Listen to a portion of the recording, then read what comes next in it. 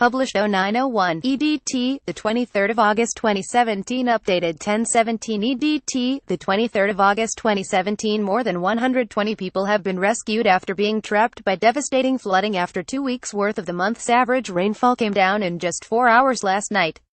Emergency services in Northern Ireland received a call every 45 seconds as roads became impassable, bridges collapsed and drivers were rescued, after 2 inches 50 millimeters of rain fell in some areas that also suffered thunderstorms.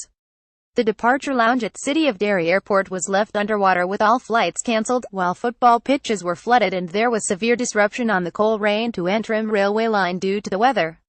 And in Scotland, a family of 4 were rescued from a camper van on Skye in the early hours after a river burst its banks and left them surrounded by water, while a man was also rescued from his house on the Isle of Barra.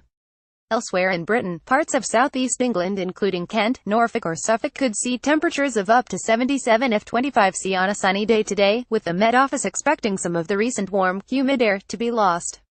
The Ballynamee Bridge collapsed in cloudy near Londonderry after 2 inches of rain fell in Northern Ireland overnight. Bridges collapsed, roads gave way and cars were washed away in overflowing rivers in Northern Ireland overnight. This van very nearly fell off a collapsed road after severe flooding hit parts of Inishowen in County Donegal overnight. Very wet weather causes flash flooding today as cars go through water on roads in Storton, Leeds, just under the M621 source bar best, while heavy rain had been forecast for parts of Northern Ireland and Scotland last night along with a Met Office weather warning. The warm and sunny weather expected in England has not quite lived up to expectations.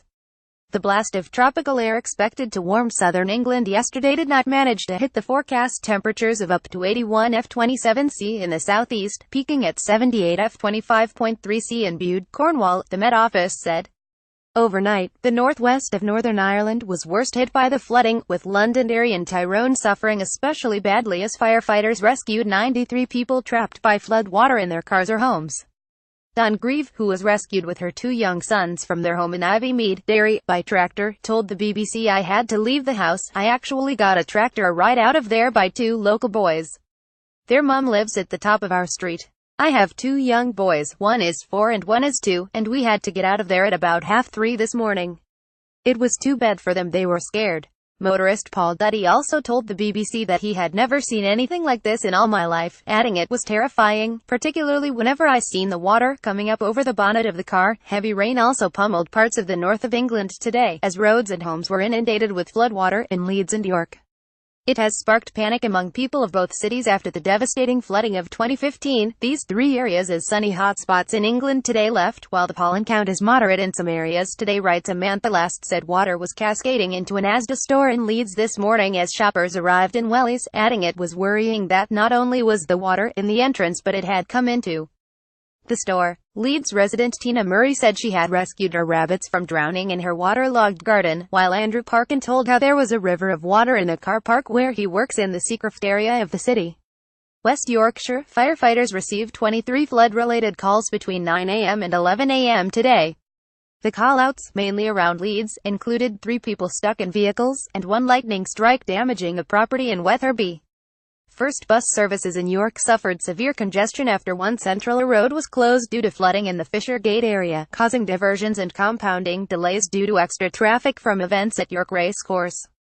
North Yorkshire Fire and Rescue Service also warned the public of the dangers of driving through standing water, and asked people to take care following reports of flooding in Scarborough. Fire crews in Northern Ireland received 402 calls to 999 between 7 p.m. yesterday and 4 a.m. today, and 1 every 45 seconds between 9 p.m. and 11 p.m. last night.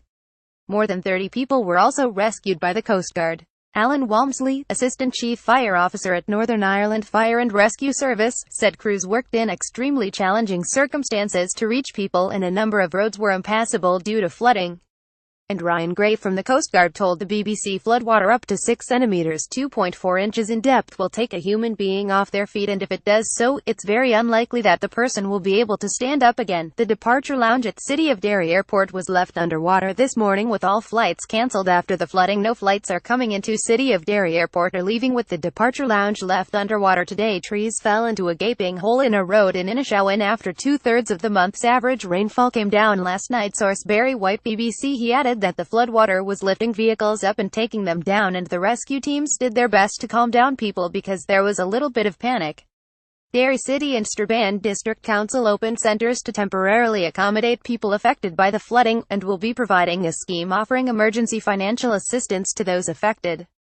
The downpours swept in from the Atlantic Ocean, hitting Donegal before moving across Northern Ireland yesterday evening. Met Éireann and the Met Office issued yellow rain warnings for the northern half of the island. Across the border on the Inishowen Peninsula in North Donegal, roads turned into rivers of water as rain battered the area, while the Ballynamie Bridge collapsed on the Cumber Road in Cloudy near Londonderry. A Northern Ireland Fire Rescue Service spokesman said NIFRS has carried out a number of rescues of persons trapped in vehicles in floodwater, and we would advise all road users to exercise extreme caution. The greatest amount of rain recorded overnight was 2 inches 50.4 millimeters at Lochfee in the Sperrins between 4 p.m. and 8 p.m. last night, but there were also problems in Scotland where the Met Office had forecast up to 2.8 inches 70 millimeters. On Skye, a family were rescued from a camper van after a river burst its banks and left them surrounded by water.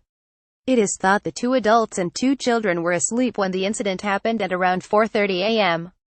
The camper van was parked beside the river at Glendale on Skye when the banks burst. The occupants raised the alarm and firefighters, Coast Guard rescue teams and the Scottish Ambulance Service went to the scene.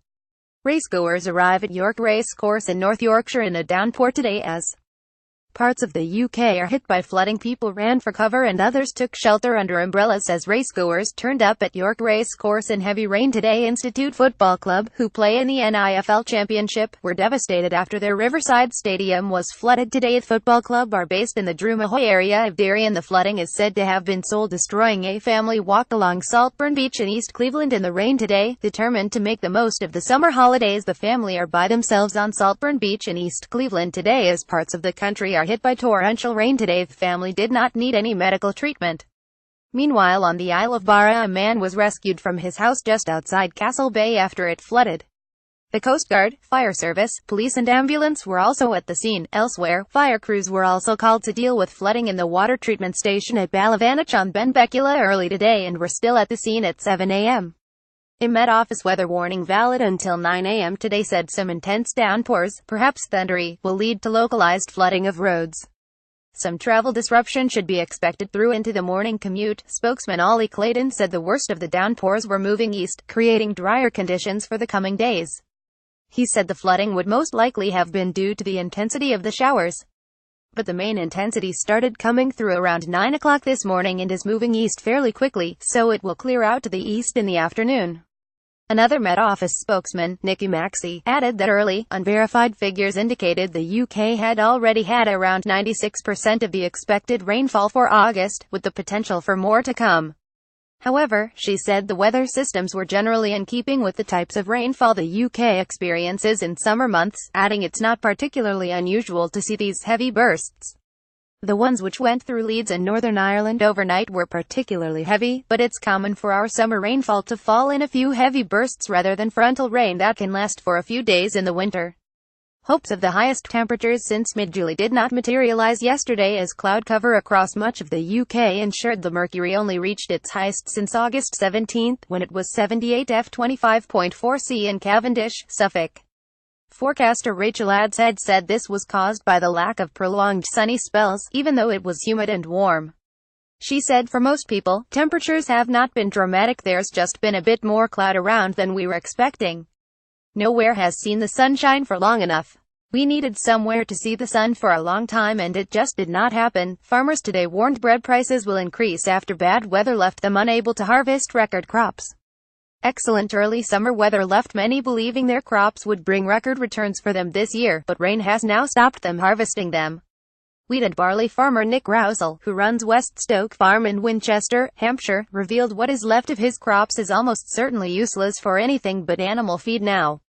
Mr. Rousel said he is just 2/3 of the way through harvesting the 400 acres of land he owns. He said, like all farmers, I was full of optimism for an excellent yield this year after the really good weather we had early in the summer. But this season has ended up being very stop-start for us in the last 45 days, which is when we would be harvesting. We have had just 14 dry days. Then on the dry days you have to ensure the crops are dry enough themselves to be harvested. We are only 2/3 of the way through our harvest here, which causes problems for the quality of the wheat and barley. The longer it goes unharvested, the more the quality reduces and it gets to the point where it can only be used for animal feed. Mr. Rousel said it had been suggested to him that he should start his harvest earlier to avoid the issue, but he said that is just not possible. Sadly, the crops do not allow us to start early each year and avoid this problem. The crops come ripe when they come ripe, and to harvest them too early would also leave us with poor quality wheat. It's not just here at West Stoke that we have had this problem, it's the same across the south and southwest. The poor quality crops mean we have to import more bread. Most of what we have here will be useless for making bread now. And with Brexit having already knocked prices up, the price of bread will most likely become more expensive. The bad weather also hits our income, which we need to reinvest in the crops ahead of next year. Mr. Rousel, who runs West Stoke Farm with his father John, said they can earn upwards of £160 per tonne of wheat used to produce bread. But they will only receive £114 per tonne if it is used for animal feed. National Farmers Union South East advisor Sandra Nichols said the wet weather was a serious problem for farmers. She said it has not been good for farmers in recent weeks. After a very dry July, the harvest got off to a reasonable start, but time is getting on now and those crops still in the field will be losing their quality. It's very serious now for farmers across the south of England. There may well be an impact on shoppers because of this, hopefully not too much, but that is a risk.